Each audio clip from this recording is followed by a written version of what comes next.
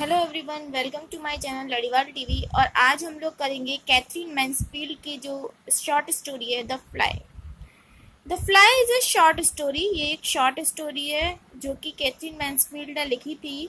ये स्टोरी जो होती है 18 मार्च 1922 यानी 18 मार्च 1922 को पब्लिश हुई थी the Nation and the Athenaeum collection जो था उसका उसमें पब्लिश हुई थी।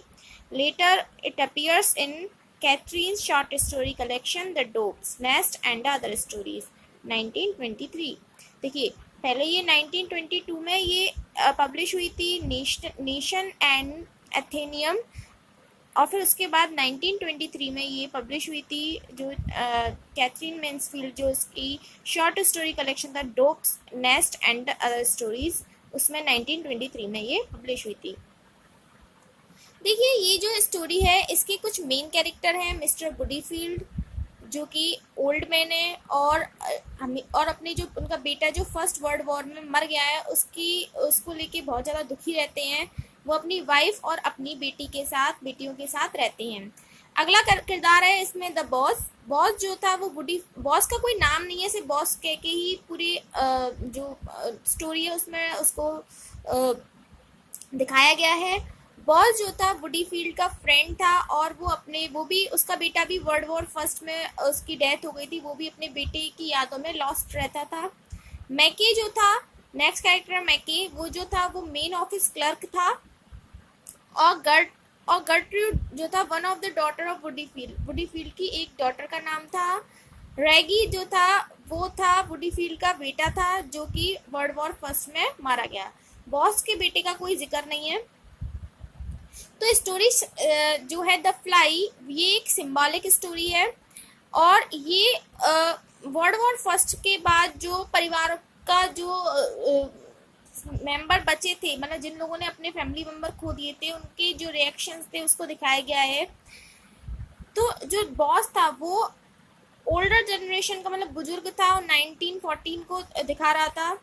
और पीपल जो थे उस समय अपने जो बेटे थे उनको वॉर में भेजते थे और कुछ लोग जो थे उसमें मर जाते थे, जैसे कि बॉस का बेटा और बूडीफील्ड का बेटा जो था वो कभी भी वर्ल्ड वॉर फर्स्ट से वापस नहीं आया।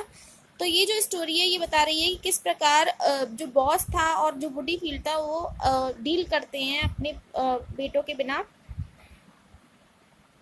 ये स्टोरी शुरू होती है एक मीटिंग से जो कि और ख़त्म होती है एक फ्लाई की डेथ से। देखिए, स्टार्ट करते हैं स्टोरी। जो दो फ्रेंड्स होते हैं बूडीफील्ड और बॉस मिलते हैं। बॉस का नाम इस स्टोरी में मेंशन नहीं है। वो एक बॉस के ऑफिस में जाके बूडीफील्ड उनसे मिलता है और वो बताता है कि वो लोग बहुत ज़्यादा, मतलब वो अपने बेटे को बहुत याद करता है। फिर वो बताता है अपने फाइनेंशियल टाइम के बारे में बात करता है और वो बुक्स के बारे में बात करते हैं। और जो he take interest in showing office to Woodifield, और जो बॉस होता है वो बूडीफील्ड को पूरा ऑफिस शो करता है, दिखाता है। He shows its new furniture, वो उसको अपने नए फर्नीचर को बताता है। इलेक्ट्रिक हीटिंग, और there is one picture, this picture is dead son, यानी कि वो जो ऑफिस था, जो बूडीफील्ड बॉस से मिलने के लिए ऑफिस में आता है और वो ऑफिस में सारी जो नई चीज़ें बॉस उसको दिखाता है, लेकिन वहाँ पे एक जो फोटो है वो पुरानी फोटो वहीं लगी हुई थी। वो फोटो किसी और की नहीं बल्कि बॉस के बेटे की ही थी। Woodifield is an inform man, he wishes to share something with the boss. Woodifield जो था वो बॉस के साथ कुछ शेयर करना चाहता था, लेकिन वो कुछ याद कर रहा था। व्हाट इट इज़, वो कह रहा था कि पता नहीं, मैं कुछ बताना चाहता हूँ लेकिन मैं भूल गया हूँ, मुझे याद नहीं आ रहा। The boss offer some whisky, और बॉस उसको कुछ विस्की ऑफर करता है।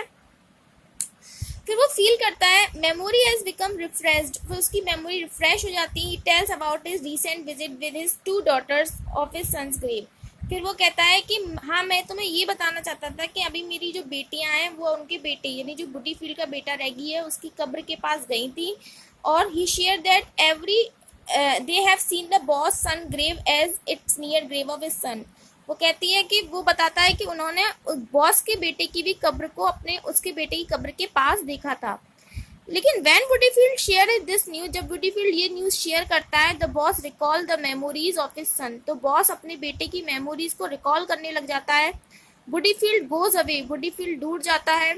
Now the boss is alone, यानी कि वुडीफील्ड बॉस को बताता है कि उसकी बेटे की कब्र के बारे में जब जिक्र करता है तो बॉस बहुत ज्यादा दुखी हो जाता है। जब वुडीफील्ड जाता है तो बॉस अपने आप को अकेला महसूस करता है और फिर वो मैके से कह देता है कि कोई भी उसको डिस्टर्ब ना करे। He expects that he will be weep, मतलब ऐसा लगने लगता है कि जैसे कि वो अपने बेटे की याद में रोने ही लगेगा, लेकिन एक सरप्राइजिंग थिंग ये होती है कि वो रोता नहीं है। वो केवल अपने बेटे की पिक्चर की तरफ देखता है और वो अपने बेटे, मतलब वो पुराने समय को याद करता है कि अगर उसका बेटा आज जिंदा होता तो वो उसके साथ बिजनेस करता,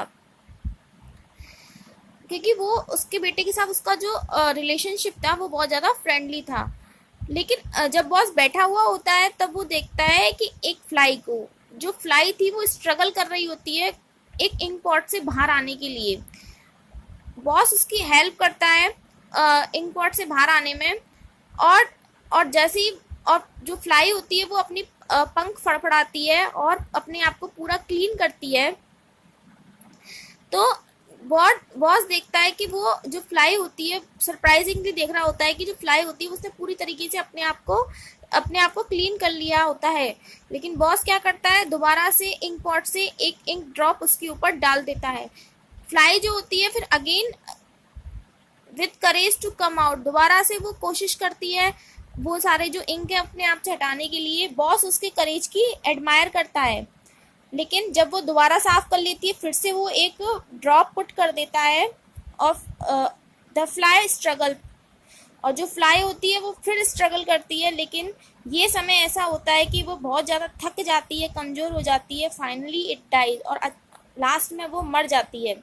the boys throw the fly that has become dead, और जो बॉस होता है उस फ्लाई को थ्रो कर देता है, फेंक देता है।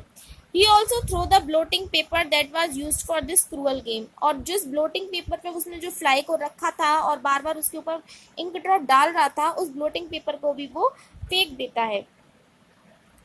कहाँ फेंक देता है वो, वेस्ट पेपर बास्केट में उसको फेंक देता है। ही आस्क्ड हिज क्लर्क, वह अपने क्लर्क के कहता है कि कुछ मेरे लिए फ्रेश ब्लोटिंग पेपर लेके आओ।